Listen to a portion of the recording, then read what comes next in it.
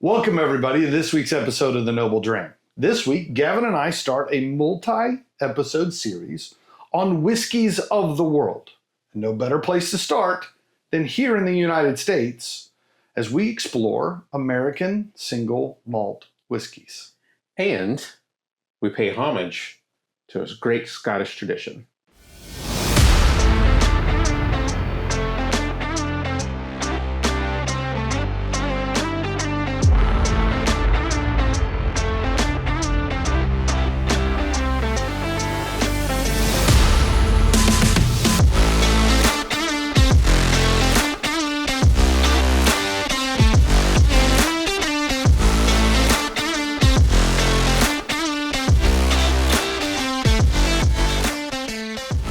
So tonight, we're going on a journey. Oh, this is so fun. Actually, not even a journey. We're going on an adventure is what we're doing because we're doing it together. So, just right off the bat, we know no table, right? Gavin really wanted us to look nice tonight, so we wanted to make sure you guys got to see us in our full regalia. And the hat. Oh, and the hat. Gotta have both, right? So tonight we are going on an adventure. We are starting maybe not a mini series, maybe it's a full out series. Yeah, I think mini implies it's smaller than it is, and I think this is a maxi series. Is that a thing to say? Maybe. Well, we just coined it right now. So tonight we are starting Whiskies of the world. So to date, we've really focused on kind of the Scotch side of whiskey and the American-made whiskeys. And it's kind of a little unfair. Yeah, I think there's a lot out there beyond those two places that can make a decent whiskey. Or at least that's the theory. We're going to find out. And to that end, what better place to start than right here in America? Yep. But unlike any other things we've tasted thus far on the Noble Dram, we're going to go American Single Malt. Yeah, so I think the fun here is going to be, one, figuring out what an American Single Malt whiskey is. I think the dumbed down way to describe it is it's like making Scotch, but we do it here instead of Scotland. But I think that's a drastic oversimplification. There are a number of things that are different between the two. But before we get there, we need a glass in our hand. We need a glass in our hand. All right, so I'm going to set this down. You guys get to see a little bit behind the scenes today because we don't have a desk to set things on. So Gavin, let you have a glass. All right. What we are sipping here today is Courage and Convictions Cuvée Cask Release. Okay. So I don't want to get too far into this because I actually kind of want to talk a little bit about American Single Malts before we delve specifically into what's in this bottle. So American Single Malt whiskeys was a category that didn't really exist until the late 90s. Wow. So in the mid-1990s, it was a group out of Oregon called Clear Creek Distilling that released the very first American Single Malt whiskey, which is shocking to me, considering for hundreds and hundreds and hundreds of years they've been doing it in Scotland, and we got into it in the 90s. So they released McCarthy's Oregon Single Malt whiskey. And to be honest, it didn't take off like you would hope, right? For a variety of reasons. In America, a vast majority of the countryside doesn't grow barley well, right? And single malts are made from barley. On top of that, because the barley industry wasn't as robust at the time, there was a lot of volatility in pricing of grains. So that meant one batch one day could cost quite a bit more than it did the day before. And over the course of years, trying to get this stuff aged and everything, that became volatile pricing at the back end, which made it really hard from a business model to work. So back in 2016, a group got together that said, the problem is no one really knows what American-made single malt whiskeys are. So what they found is they were spending a lot of time trying to differentiate themselves from bourbons and from ryes and from scotches as to what they were. And so they formed up a group called the American Single Malt Whiskey Commission. Commission, okay. And the goal of the commission was to create a standard, right? Create a standard by which you as a consumer could understand that when you went to the store and it said American Single Malt Whiskey, you knew what that meant. Because up until then, you could throw that on the label, but it didn't really mean anything. There was a definition on the books for what we refer to as a malt whiskey. But it was really kind of like the rules for bourbons and ryes. It just meant you had to be at least 51% malted barley, and then you were a malted whiskey. But that's not really the same standard we think of when we think of scotches and single malts, right? So there were 9 distilleries that originally began this group, right? A lot of these you'll know, some of them maybe not. So there was Balcones out of Texas, right? Mm-hmm. Just up the road from us. A group called the Copper Works out of Washington. Few Spirits out of Illinois. Head Frame Spirits out of Montana. Santa Fe Spirits down in New Mexico. 888 Distilling out of Massachusetts. Westland out of Washington. And Westward out of Oregon. So, well, there's one more. The Virginia Distilling Company, which is the makers of Courage and Conviction. Part of why I selected that bottle as the first bottle. So those 9 got together and began putting together their petition to the Alcohol and Tobacco Tax and Trade Bureau. A lot of acronyms in all of this. So you'll see, if you look around, you'll see a lot of stuff that says ASMW, right? Just short for American Single Malt Whiskey. So let's talk a little bit about what's in this bottle or in this glass. Yes, please. So the Virginia Distilling Company actually started in 2011.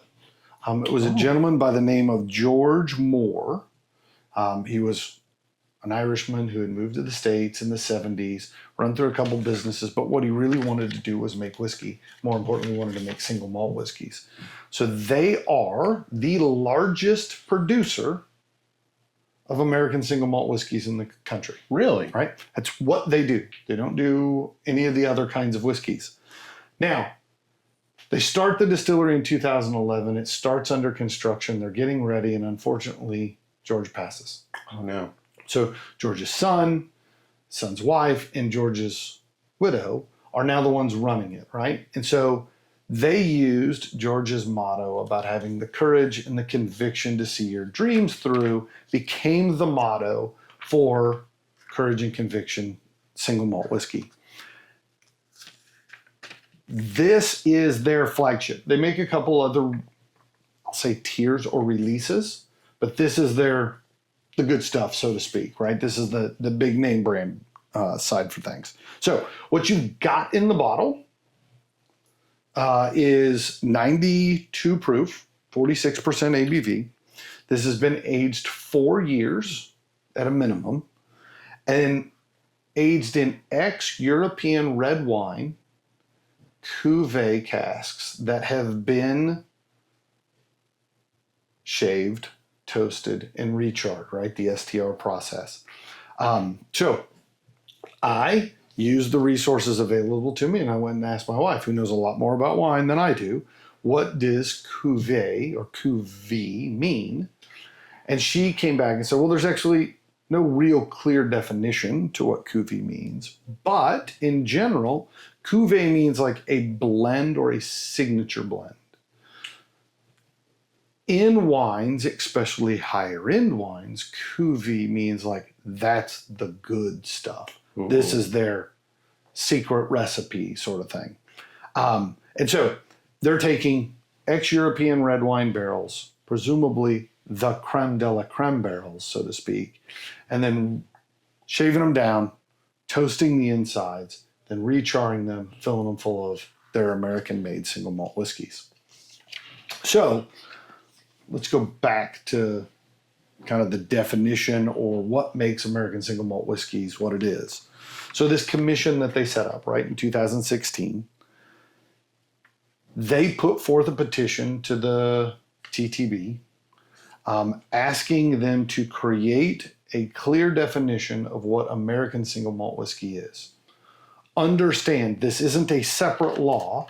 This marries in with the laws that are already on the books for bourbons and rye whiskeys and all the others, right? So they actually got it. So they petitioned in 2016. And then in classic government fashion, days later, they're ready to, no, I'm teasing, 2024. Ooh.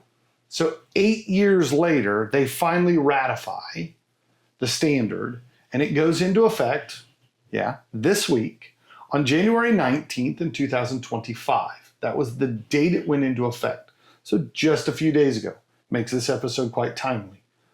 I'd love to say that it's because we thought of this months and months ago and had this, we stumbled into this. It's just worked out well for us. So the question is, what is the rules of an American single malt whiskey?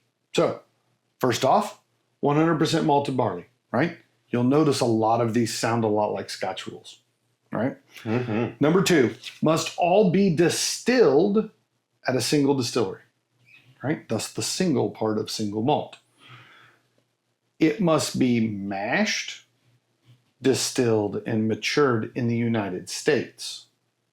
We'll talk about why that verbiage is a little different and why that's important. It must then be aged or matured in oak casks not to exceed 700 liters, which is about the largest size barrel they use for a variety of other aging processes for other spirits. Is that a big butt? It's a big butt. Port pipe, I think, is pushing that size. For folks that don't know, that's another term for casks. No, I think he's making reference to how I look on my kilt. All right, so then the other couple rules that are out there. Must be distilled to no more than 160 proof. So coming off the still, can't be over 160. When it comes out of the barrel and goes into the bottle, must be bottled at least 80 proof, right? Just like most other whiskeys. And then lastly, no additives except caramel color. So, as we delve into this, Gavin, I know you've been sipping and I saw you take your pen out and write some notes, and I haven't had a chance to... Awkwardly writing notes. No, there's no desk, right? So there's a couple things in this that I think are worth pointing out. And it is as much what the rules say as what the rules don't say. I was going to ask. So one of the first things you'll notice, I made it very clear that it must be distilled at a single distillery, but must be mashed, distilled, and matured in the U.S. So inherently right off the bat, what that tells me is you don't have to ferment your distiller's beer at the distillery. That, in talking to some of the guys from the American Single Malt Whiskey Commission, their rationale was the United States has a thriving craft brewery world. And the idea that we could take what those guys do so well and then turn that into distillate, they wanted to leave that as an open option. So that allows me, if I was a distiller, to go purchase fermented mash from somebody else. The other part is there's a great deal of weather and geographic differences in the United States. That smaller places, Scotland, let's say, that there's a difference in elevation in Scotland, but it's all pretty cold all the time, right? Whereas, like when we were running down the list, these guys who were starting this, some of them were in Texas and New Mexico, and others were in Washington and Massachusetts, right? Two totally different weather climates. So they wanted to leave the option out there that if you wanted to distill in one spot, but then wanted to move those barrels to a different climate for aging, you were afforded that opportunity. So that's it's a big, I won't say loophole because it was designed to allow that. It's smart. The other big difference is there was no comment as to what kind of barrel, other than it can't be more than 700 liters and it has to be an oak cask. So what that means is you can use used barrels, you can use used tequila barrels, rum barrels, wine barrels, bourbon barrels, rye barrels. You could use old Scotch barrels if you wanted, right? What the barrel was used for is not defined in the standard. It also doesn't say they have to be used. So you could use new barrels, right? So there are a bunch of distilleries that use new American oak barrels, just like we do in the bourbon world. And so you get a lot of the bourbony sweetnesses that show up from it. It also doesn't say that the barrel has to be charred, right? Which is a requirement in bourbons. And so this really gives the distilleries the opportunity to get really playful with their barrel selections and the maturation process. So the other one that is not in there. I'm gonna set my book down so I can sample too while we do this. There is no requirement for age, and you're not required to use a pot still. So Scotch, single malt Scotch, must be distilled in a pot still. But most US distilleries don't use pot stills. They use a column still, right? Because of its ability to produce consistent distillate at a much more reasonable cost without the operational stop, clean, reset up. Say don't column stills just run almost continuously, right? And the idea on a column still is you pump wash into one side, and then depending on where you pull it off the still, you're pulling ethanol or methanol or water off the still at its various points as it continually heats and continuously runs. So it's a much more efficient operation. And the idea did not want to force those guys to not use that equipment and have to go buy additional equipment to start making single malt whiskeys. The truth of the matter is, the reason why the SWA set the standard for a pot still in Scotland was the fear that if you use a column still, you have the potential to get very finite on where you pull liquid out. Right. And you can pull almost pure ethanol off of a column still, i.e. a neutral spirit, right? Think vodka, right? You could pull almost essentially Everclear off of a column still. And then what that means is none of those flavor compounds, none of the deliciousness that was in your distiller's beer actually makes it into the distillate. And so in Scotland, they said, no, can only use a pot still. Because a pot still, you just can't get that high of proof coming off the still, right? It just doesn't work that way. And so that was the way in which, in Scotland, they guaranteed some of the malty grain notes, some of the peat flavor, all that kind of stuff carries through. So in the American Single Malt Whiskey Standard, they came back and said, no, we're going to limit you to 160 proof. How you get to 160 or anything short of 160 is up to you. But what that means is 20% of what comes off the still is some of that distiller's beer, right? Like that moisture, that water, that whatever, those other compounds that are carrying over, like bring that flavor with it. So the idea here was to make it as easy as possible for lots of distilleries to get into the production of American single malt whiskeys, while at the same time maintaining what makes a single malt whiskey special, right? So to me, as I was sitting down doing all this research, right, I get way too nerdy, way too fast. No kidding. I'm writing down all these rules. I kept coming up with, well, wait a second, I don't see a rule about this, or oh, I don't see a rule about this. There is no rule about minimum aging. Okay. Right? So, whereas Scotch, you're required to age it for at least 3 years. The American Single Malt Standard doesn't have that. Now, there are other rules within the TTB that define how us as a consumer can understand age. Those rules still apply. So if it says on the bottle 8 years, that means the minimum age of anything in the bottle is 8 years. even the use of the term straight, so when we talk about straight bourbons or straight rye, that means aged a minimum of 2 years. Same rule would apply here. So if you find on the shelf a straight American single malt whiskey, you know it was aged a minimum of 2 years. So a question. Okay. So as we're talking about aging or age statements, right? So if you have a batch and you have a 7-year, an 8-year, a 9-year, and a 10-year, Mm-hmm. the number on the label has to be what the youngest. The youngest. Okay. Once you put younger in, you can't call it the old stuff anymore. Now, you'll see people make note of older whiskeys in the batch. So thinking just kind of a couple of different brands, they will put the minimum age is the number on the side of the bottle, but when you turn around and read the description, it will say from here to here.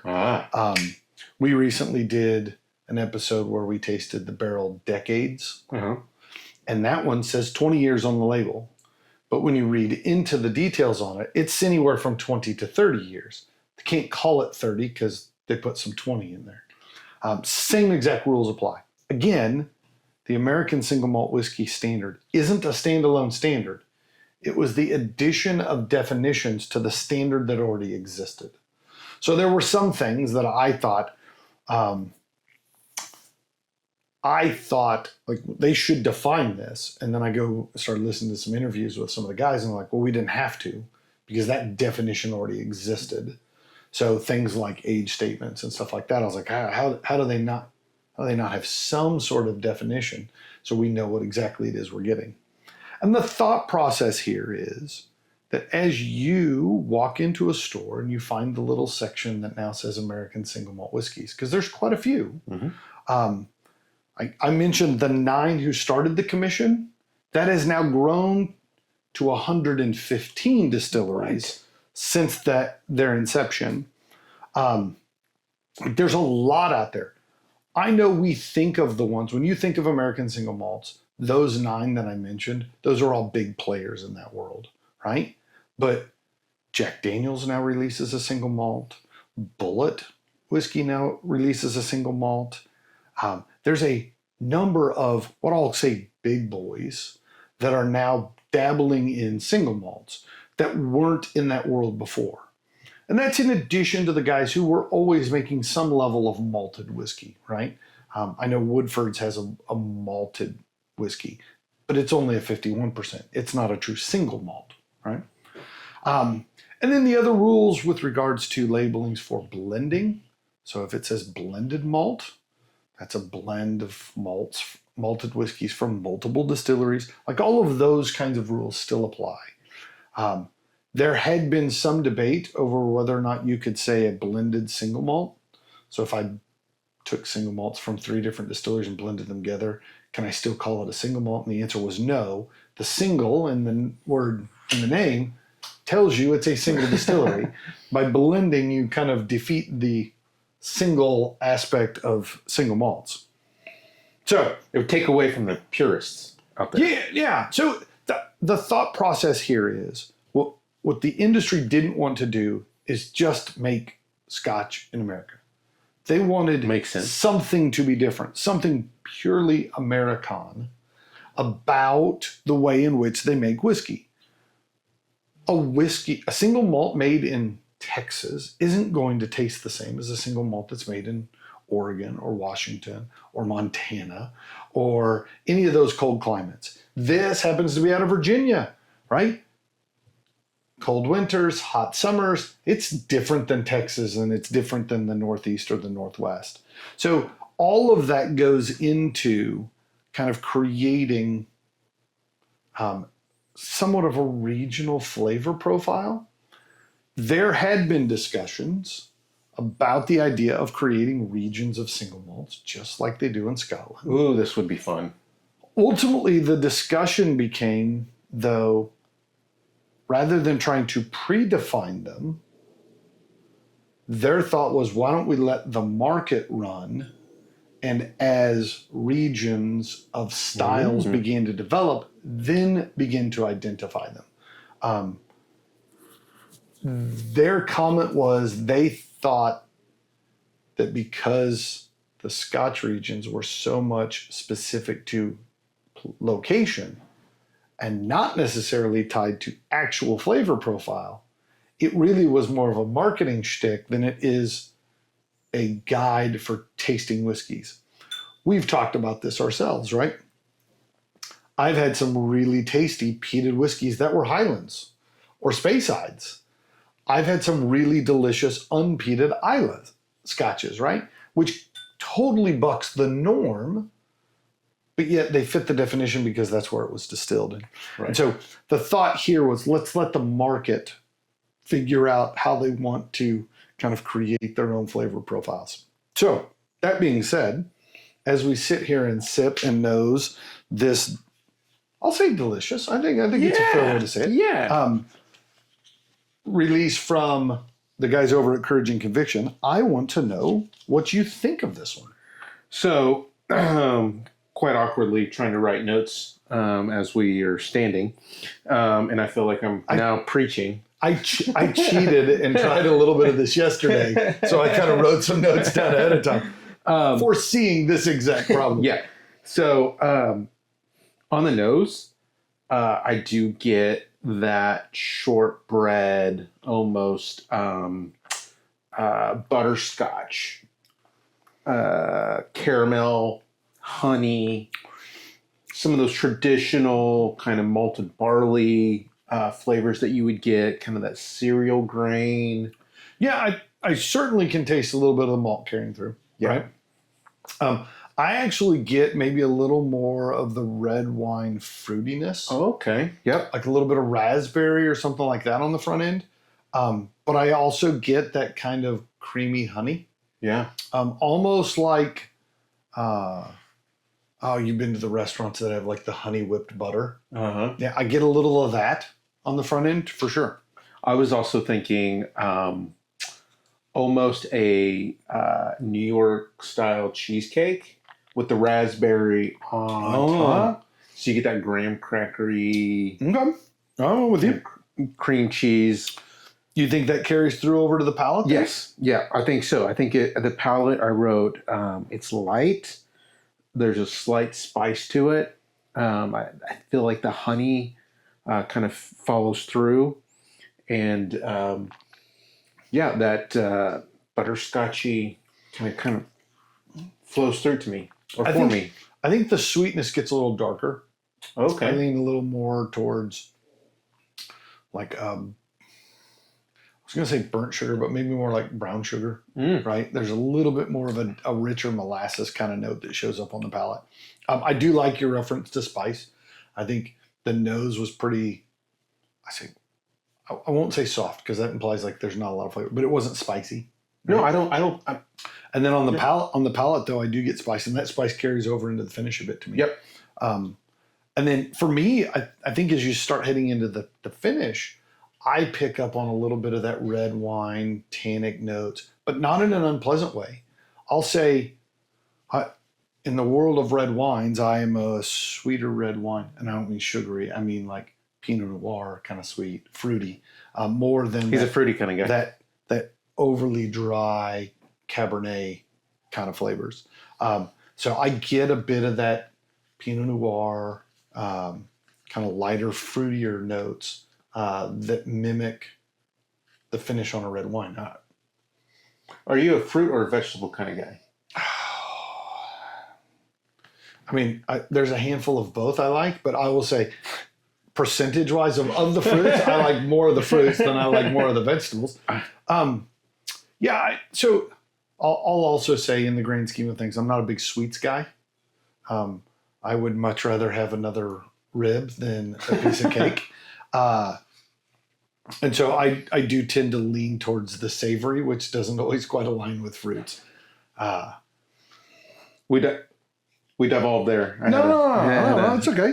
No, we talk a lot about fruit, and I'm less of a fruit guy. I'm more of a sweet guy. So I think one of the things that makes shows like this fun is that you begin to understand our palate and then say, okay, well, I tend to like what he also likes, or I taste things similar to how so and so tastes them. That is always a good way to get advice for other glasses you should try, right? You find somebody who, like, his palate his or her palate aligns with mine. Let me go try some of the other stuff that they enjoy. So I think it's important to talk about other things that we like besides whiskey, right? Yeah, for sure. Well, All right, you've been talking a lot. I know. Drinking a lot. So normally we try to break this up, but unfortunately, all the stuff we wanted to talk about first went with this bottle, and that's the part that we drew a bad line on how we divided up the workload for this show. So on the finish, do you feel like the spice stays consistent? Do you think it's a softer spice in the finish, or where are you sitting? Yeah, I think some of that initial zing of spice fades pretty quick on the finish, and then it turns kind of goes back to your butterscotch creamy kind of thing, like that tends to carry out. Yeah, I don't know what food item takes a little bit of fruit forward red wine and like creamy, like, I'm trying to think, like the cream cheese icing on a cupcake kind of creaminess that shows up to me. But yeah, it's certainly, sometimes when you talk about red wine, especially very tannic red wine, it talks about kind of drying your mouth and puckering up, right? And so this one doesn't do that. As I sit here long after setting my glass down, I'm still salivating just a little bit, where it's a really beautiful oily note to the palate and the finish. Yeah, my glass is almost empty, and you're sad about it. I'm kind of sad about it. You're not wrong. But going back to the glass, I get more of the fruit notes that I didn't get at the very beginning of the nose. So there's something to say about going back and nosing an empty glass. I think it is vital to nose the glass before you take a sip. I think it is vital to then take a couple sips and go back and re-explore the nose. And then I think it is so much fun to get to the end and the glass goes empty, because it's pretty quick that with just a small residue in the glass, that almost all of the ethanol evaporates out. And then you're left with all of the heavier compounds, right? So I don't know enough about chemistry to talk technically, but here's the little bit, 30,000 feet, right? Lighter compounds evaporate first. So the longer the glass sits, the more of those compounds go away. Those tend to be light floral notes and alcohol. The longer it sets, the heavier compounds, the longer molecular chains continue to stay. That's where you tend to get darker, heavier fruit notes, as well as when we get into peated stuff, that's where all your phenols and stuff live.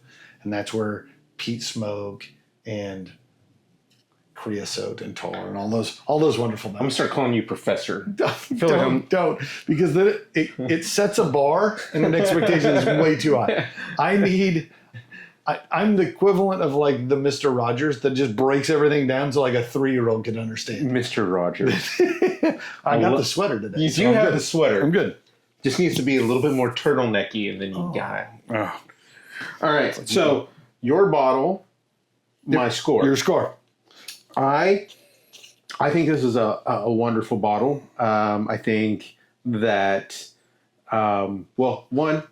we've actually had a formal tasting of this bottle before. Mm-hmm.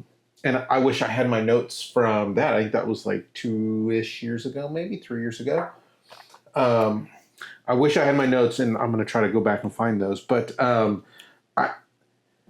92 proof. Oh, I thought that was your score. It's like, shit, you really did like that. No, 92 proof. I tend to like things a little bit more proof forward, a little bit higher proof. Now, scotches seem to be a little bit on the lighter side. So this flows a little bit more into that direction. I'll say one of the things that tends to happen, if your whiskey, whatever type, is relatively soft in its flavor profile, I like a little bit more proof, right? Give it a little bit more bite. if your whiskey is bold in its flavor profiles, sometimes a little lower proof helps to kind of round out that edge, makes it a little bit more approachable. So I understand, especially when we get into some of these that got crazy finishes, and I think there's a lot going on in there, bringing that proof down does make them a little bit more approachable. So I understand that mentality. So, So you're docking at 3 points because it's not high enough. yeah. I think I'm setting at. Let me write this down here so you can't cheat on me here. I think for me, I'm setting at a 79. 79. Yeah. Yeah, I would say that's far from loving. Not far from loving. I think it's wonderful. To me, I think I need a little bit more punch to it. All right, so I'm going to differ from you on this one because I actually like this one a lot. Okay. I think this is very approachable. There's nothing about this that's off-putting. There's no sharp edge that I've kind of got to work around. I understand part of that is because of the proofing. But to me, I like the soft notes. I actually like the fruitiness about this. If I was comparing it, this is very much Highland-esque in its overall flavor profile, but distinctly different. This, to me, again, a little more fruit, a little less floral, which I kind of like about it. Sometimes I think the floral is a little too light. I had this at an 87. Whoa! I really like this one a lot. Wow. Now, part of the Courage and Conviction lineup is they do a standard release, and then they have 3 separate specialty releases: the bourbon cask, the sherry cask, and the cuvee cask. This one happens to just be the cuvee cask, right? We didn't try the other ones on air. However, we should give a huge shout out to our friend Kaiser over at M&R Liquors here. If you're in Northwest Houston, stop by, say hi to Kaiser. Hi, Kaiser. He was nice enough to help us track down some of these little taster sets. So we have 2 tasting sets of all of the Courage and Conviction lineup that we'll be giving away. If you jump over to our Facebook and our Instagram, you can see how to go about entering. Everybody that gets entered will randomly draw a winner for each set, and you'll get a full set, so you get to try them all. So maybe cuvee isn't your thing. Maybe you're the bourbon guy, or maybe you're the sherry guy, or their standard release. However, this will be a chance for you guys at home to try something. And we're excited because, we give away stuff from time to time. But this is the first time we're going to do it live on the internet. Yeah. So I guess we've always been giving away things live. Like none of us were dead. Yeah. So it makes sense. So have some courage and conviction. Yep. Get out there and follow. We'll figure out the rules. We'll set it all up. But, yeah. Don't do it right now. Stick around. Gavin still has a bottle to talk about, and at some point he's going to explain why we're wearing kilts. We'll find out next.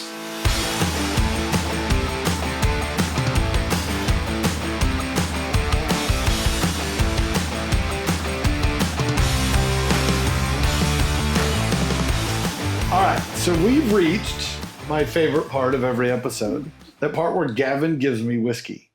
But I think you owe the group an explanation first, because we were sitting talking about what to do for our first one. We decided American Single Malt Whiskies, which worked out so beautifully with this week being the 1-year anniversary of the enforcement of the new standard for American Single Malt Whiskies.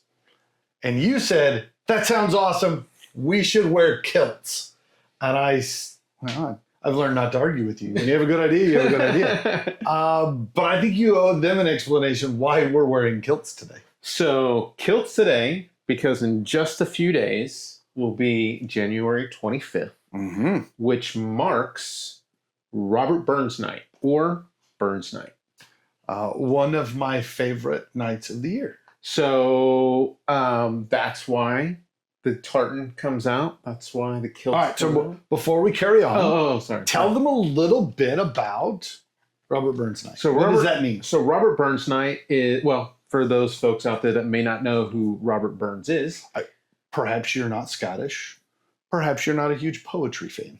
Well, there you go. He's I'm half and half of both. You're half and half. What are you? Sweet tea? Yeah, a little bit of. I'm an Arnold Palmer. I'm an Arnold Palmer of a person for sure. Was Arnold Palmer a golfer? Wasn't that right? Yes. So it relates to Scotch. There you go. Scottish. All things. I'm trying to keep it all circled up. All right. So Robert Burns, was probably one of the most famous, if not the most famous, Scotch poets ever. So for those who are at home who may or may not know a lot of Scottish poetry, you actually do. Yeah. The song Auld Lang Syne is a Robert Burns poem that was put to music several years after his death. I say several, like it may have been 100 or two after his death. But yeah. So just a few weeks back, New Year's Eve, what do you do? At our house, we drink too much champagne, we kiss a little bit, and dance and sing Auld Lang Syne. So even if you didn't know it, you celebrate Robert Burns just a few weeks ago. For sure. So Robert Burns was born in, I'm going to get this right, I've got to look at my notes here, 1759. So on January 25th. That's old enough to be my dad. Yeah. You got to meet Dad the other day. So I don't think my dad was born till like 1758. So close. Yeah, close. So some of the fun things that happens on Robert Burns Night or Burns Night is piping in the haggis. So which typically means there's a bagpiper. Yeah, we don't have a bagpiper. We don't have a bagpiper. But as you bring in the dish of haggis to your gathering, they will pipe it in with bagpipes. Somebody needs to play bagpipes. Yep. So hold up. Uh-huh. We should clarify for those people at home who may not know what haggis is. Oh, it's a little Scottish animal. Yeah, furry guy. Yeah, it's actually. First off, it's not. It's a great myth, and it is a ton of fun. If you ever get a chance, you can go look. There's actually a whole Scottish Haggis Wildlife Federation, and you can see these AI videos of these little things running around. Absolutely adorable. Sent several of them to my wife. Told her when we go to Scotland, I want her to get one, and she's like, "Those are really cute." And I didn't have the heart to tell her they're not. It's like a little gremlin. No. So haggis is a classic Scottish dish, where I'll correlate it to people who are in our area. We live in Southeast Texas. Southeast Texas is awfully close to Louisiana. Louisiana, they have a sausage referred to as boudin, right? So boudin is a variety of pig bits ground up and then with herbs, spices, and rice. Same exact concept of haggis, except for haggis uses sheep instead of pig and uses oats and barley instead of rice. But same concept. I will say, though, that the largest difference is in Louisiana, they use a lot more spice. Haggis tends to be a lot more mild of a sausage. And as with anything, you're not using your premium cuts. You're using, offal, right? Not spelled the way you think it is, which is organs. It's the heart, it's the liver. They don't use lungs and stuff anymore in American haggis. I think you can still get all those parts in classic Scottish haggis, but it's a tasty dish. I know this sounds really weird, but it actually is pretty good. We love it. So the Scottish version, not the canned haggis that you get here in America. I don't get real Scottish haggis here in America, right? So my frame of reference is predominantly canned haggis. But yeah, you mix it with other ground meats. You put it in a roll it in pastry dough with a little bit of mustard and other stuff, and bake it up, and it fries up in these little sausage rolls, dipped in. I hate to say this is the American in me. Dipped in ketchup. They're absolutely amazing. You can't dip your haggis in ketchup. Yeah, come on now. You can. You can dip American haggis in ketchup. There you go. There you go. Keep it American. Yeah. So as the haggis comes in, we pipe the haggis. We got to have pipes. And then we address the haggis. So you literally... Like a salute? Yeah, essentially. And then there's the immortal memory where they talk about the life and history of Robbie Burns. There's toasts that go along. You got to drink scotch. Got to drink scotch. For sure. And then you sing. Yeah. Hold, ling, sing. Yeah. So I think if you really run the gist of Burns Night, and then you compare it to every night I go drinking, we go find some sort of meat and starch to get our night started, and then we raise several glasses and drink, and then at some point we end up singing. Yeah. Yeah, like, it's pretty obvious. It's a normal thing around here. So as we are preparing in the next couple of days for Robbie Burns Night, there are 3 things that I think that you can do out there. Okay. 1, you can attend an event. There are formal events out there. If you get on the Google and search around. I know here in Houston, we are not paid by Google to advertise them. You could use any other web search engine. who knows what those are? I'm sure there's others. Yeah. So there are Robbie Burns Night events all over the place. I suggest going if you can. There's a big one that happens. I believe the Houston Scotch Whiskey Society has a Robbie Burns Night. There's actually about 3 or 4 different groups that have Robbie Burns Nights here in the Houston area. For sure. So there's that. Host one at your home. Yep. Definitely. Good reason to drink scotch. Yep. Even if you don't get haggis out, still sit around and drink scotch. Yep. And the third and most important, wear your tartan. Yep. We get on a whole conversation at some point about tartans and whether or not my tartan is really my tartan or not. Right. But understand, wear any tartan for goodness sakes on that day. What a great day to wear a plaid. Yes. So, as we're sitting here prepping for Robbie Burns Night. But the problem was... Oh, what's that? This episode's theme wasn't Scotch. It was not This Scotch. episode's theme was American-made single malt whiskey. This is very true. So you did what? I brought us a Burns Night. This is an American single malt whiskey from the ASW distillery in Atlanta, Georgia. And it's called the Americanic. I like that. I like that. Which is Gaelic for American, right? Yes. Okay. Yes. I just assume, but if you say it with conic, it feels Gaelic. And so in that instance, I feel like that has to be for American. Aye, it is. Ooh.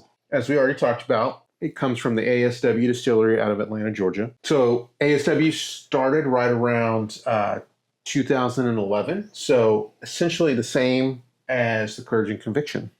So this is pretty cool. Okay. So yeah. we're So tasting- right at that time frame, right? Right.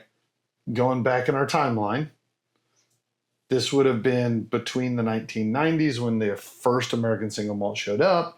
We're not quite at the age yet where we've decided to start creating a standard, but we saw these distilleries starting to pop up saying we're kind of interested in doing something here. So Right. yeah, makes perfect sense in the timeline.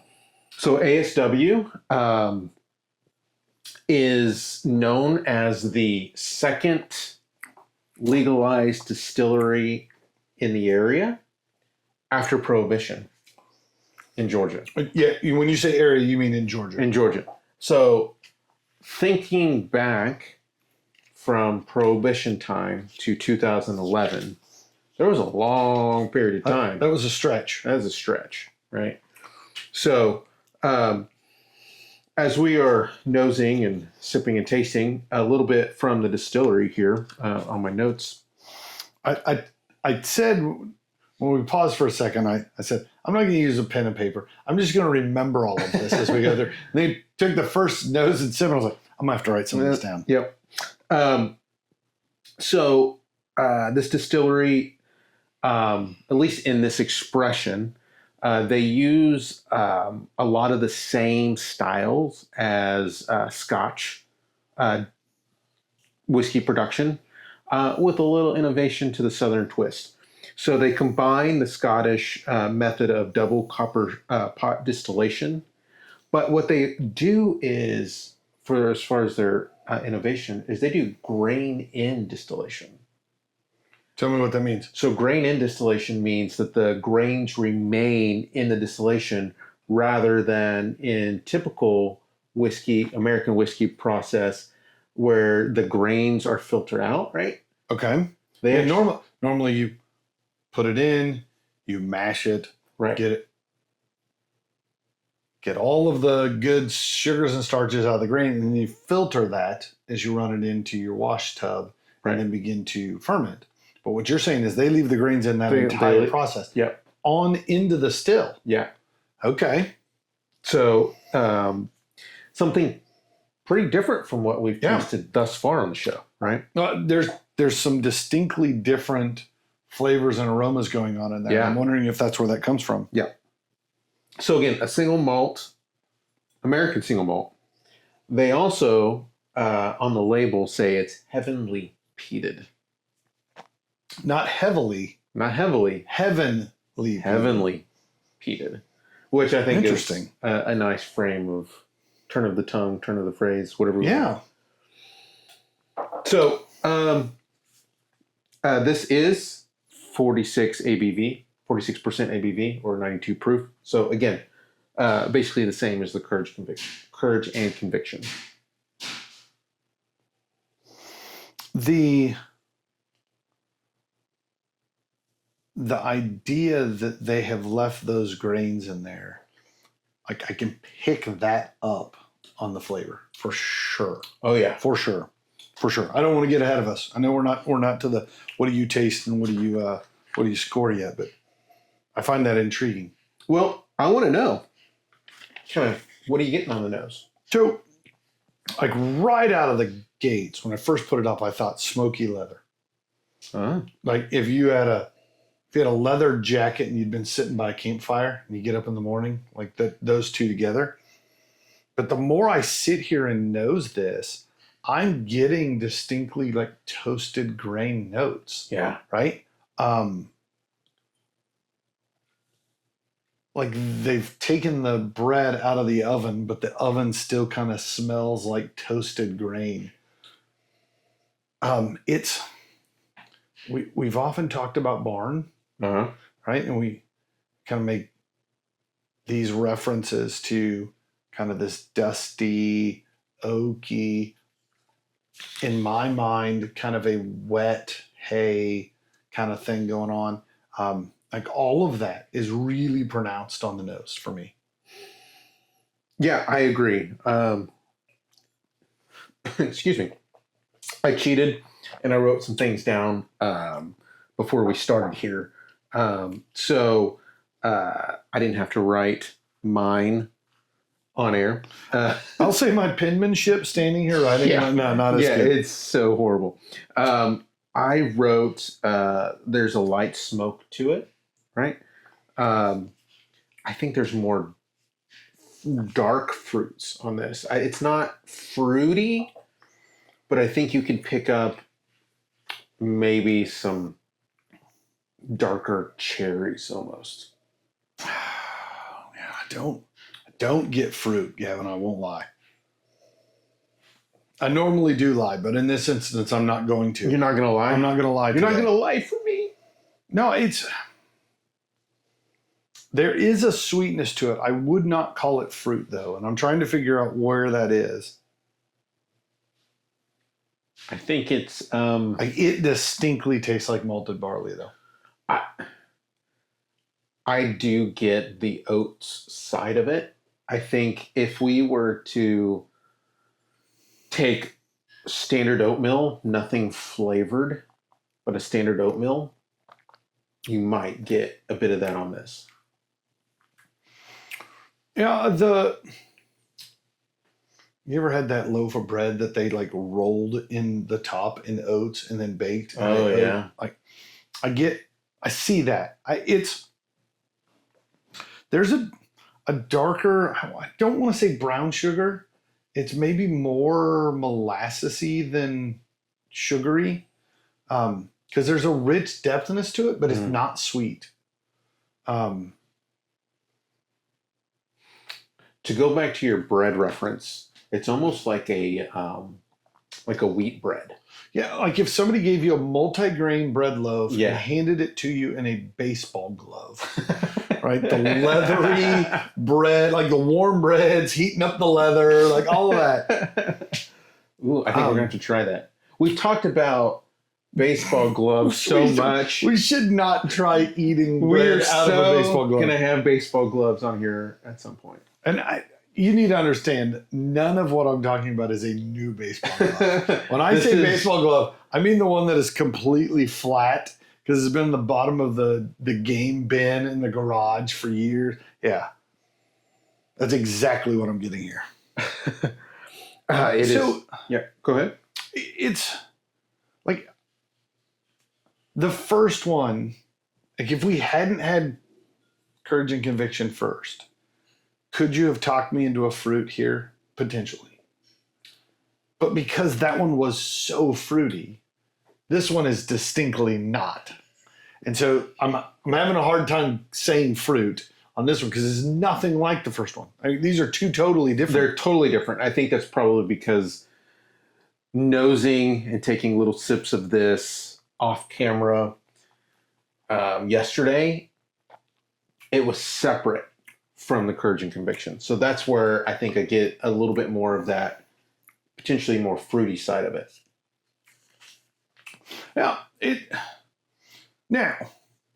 I know we're talking whiskey, but I do want to jump back to Burns Night. So, tickle my ears. So I don't think Burns Night is a commonly celebrated holiday here in the States.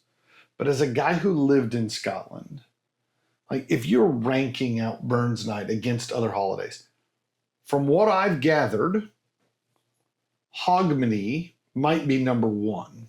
Yes. Like, is Christmas number two? Is Burns number three? Like in the world of like people are going to take the day off and we're going to go and we're going to spend the day getting ready. Is Burns Night like the Thanksgiving where everybody's like, well, we're not doing anything tomorrow because we got Burns Night tonight? That's really interesting question because when you talk about Hogmanay, that is a completely different type of event than a Burns Night, right? I mean, they're kind of like these two bottles, right? I kind of got the impression Hogmanay is go out, party, celebrate in the streets with complete fire strangers. Festivals. It is the whole thing. But I've always gotten the impression that Burns Night is come into our house. It's only going to be 8, 10, 12, however many will fit around your table, right? It kind of dictates who takes part in a Burns Night. It feels more intimate. Yeah. Which ultimately, to me, kind of made me think Thanksgiving. Right? But I mean, obviously, we live in a world in which for days leading up, you're preparing things for Thanksgiving Day. And then we take the day off afterwards because we're so tired from having eaten so much and drank so much on Thanksgiving. And I started thinking about it. I was like, is that what Burns Night is in Scotland?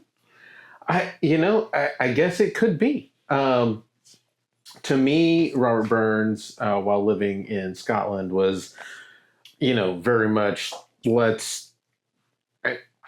was just my wife and I.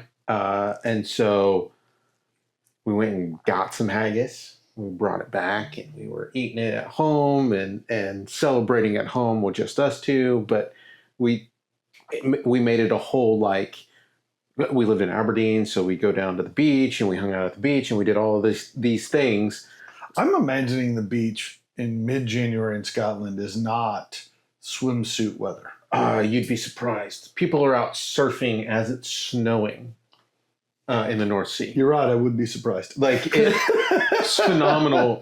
Literally, it was snowing in Aberdeen, and there were surfers in wetsuits out surfing in the North Sea. At least they're wearing wetsuits. Well, it's still bloody cold, and so it's a fun dichotomy, I guess. I'm not a surfer. Oh, I am. I don't wear wetsuits on a regular basis, but I've heard there's a couple tricks for staying warm in your wetsuit. Do tell. No. This is a family affair. We're having a lovely night. I hate to spoil it with such nonsense.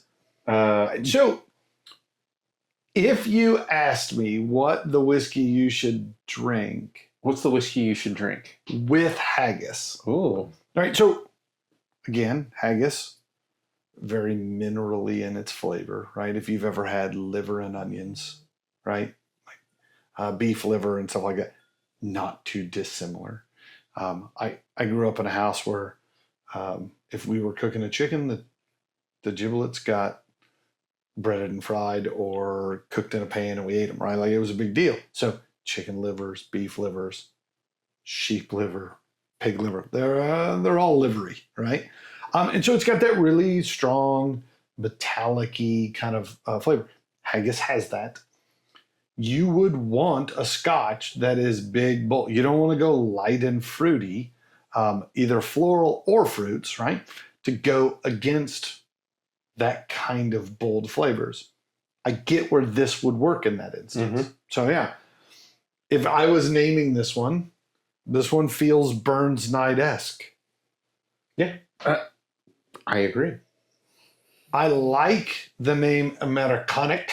Americanic. I don't say it good enough. You say it better. You gotta get throaty with it. I like everything about that. So on their website they say it's like Harry Connick. Harry Connick. Yeah. So it's like the actor. Americanic. Heck. Oh, I get it. Dude. Get your Braveheart movie. I can't say Louisville and I can't say in Gaelic. I'm a man without a country. We'll get you there. All right. So should we? You can memorize things better than I can. Should we put numbers to this? Yeah, let's do it.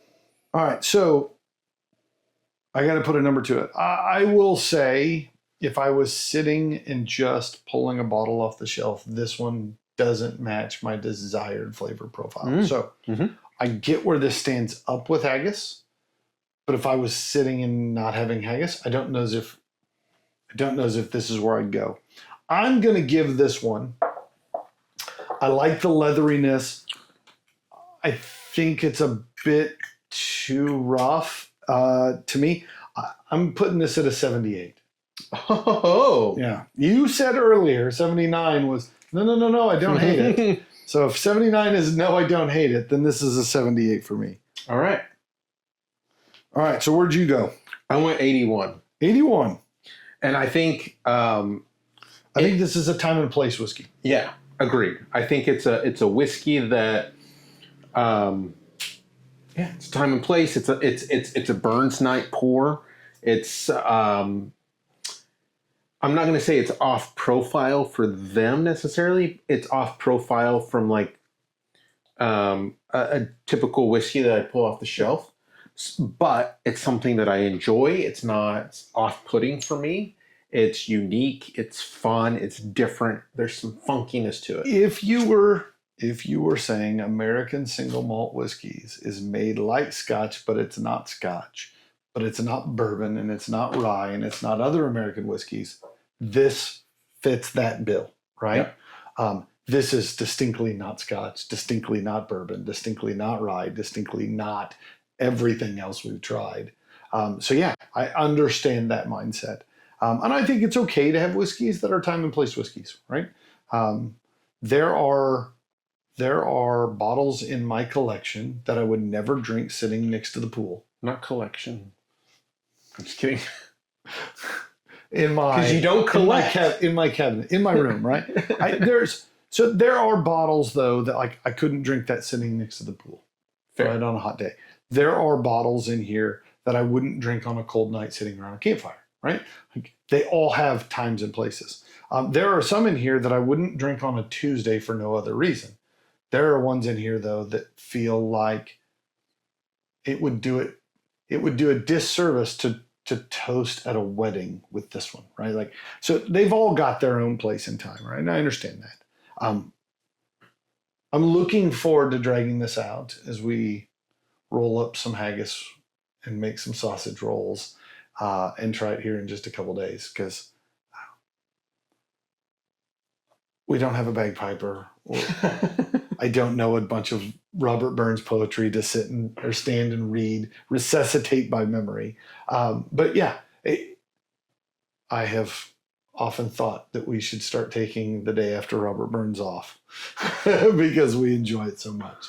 I love it. All right, so let's recap. I do want to recap what we did tonight because I think it's a lot of fun. On Courage and Conviction, Gavin had it at a 79, a paltry 79. Did you say poultry? Paltry. Oh, Not poultry. Where I really enjoyed this one a lot. I was at an 87. And then the Robert Burns, Gavin gave it a respectable 81. And I guess now mine is the paltry 78. So what I will say, this has really piqued my interest in American Single Malts. Yeah. I have tried some American Single Malts over the years from a couple other places, but never really delved into that whole genre. And now it's got me thinking my room is missing a whole market segment that I need to delve into a little bit, because I think it's fun to have it be ours, but it also mimics something else that I really love. So I like that combination. So this is a night that maybe is more fitting than we've ever had, in which we always close with the word cheers, the American salute, and Slàinte, which is the Scottish. So in honor of the anniversary of the American whiskey, single malt whiskey standard, and Burns night. cheers. And Slàinte. We want to thank you, our noble listener, for joining us. We believe each whiskey has a story, and so do you. So give us your thoughts by leaving a comment. And if you have a whiskey you'd like to see us share, let us know. You don't want to miss a single episode, so subscribe to our YouTube channel. And make sure to like and follow us on Facebook, Instagram, and TikTok to stay up to date on the Noble Dram. And if you find watching is difficult, you can always listen to each episode on Apple Podcasts and Spotify. As always, be noble And enjoy your dram responsibly.